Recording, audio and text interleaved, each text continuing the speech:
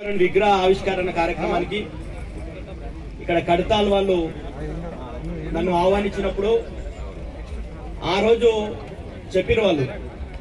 ఎంత కష్టమైంది ఈ నేషనల్ హైవేలో విగ్రహం పెట్టడం కోసం, ఎంత కష్టమైందో దానికి మన ముఖ్య అతిథిగా ఈరోజు విగ్రహాన్ని ఆవిష్కరించినటువంటి జైపాల్ యాదవ్ అన్న గారు ముందుండి ఆ విగ్రహం మొత్తం కూడా ఆ కట్టడం కావచ్చు, ఆ విగ్రహం పెట్టే దాంట్లో ఈరోజు ఓపెనింగ్ చేసే వరకు కూడా మనతో ఉన్నటువంటి జైపాల్ అన్న గారికి ప్రత్యేకమైనటువంటి ధన్యవాదాలు తెలియజేస్తూ, అదేవిధంగా ఇప్పుడే మాట్లాడి వెళ్ళినటువంటి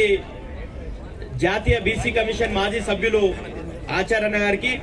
అదేవిధంగా మొన్నటి వరకు V6 లో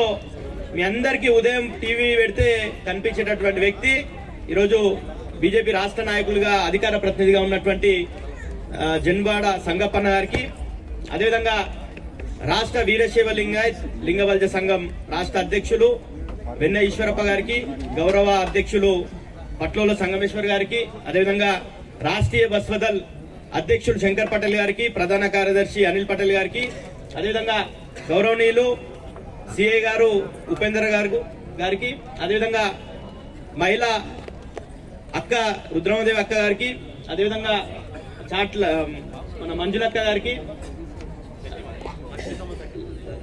లక్ష్మీ సోమశేఖర్ గారికి, ఇక్కడ విచ్చేసిన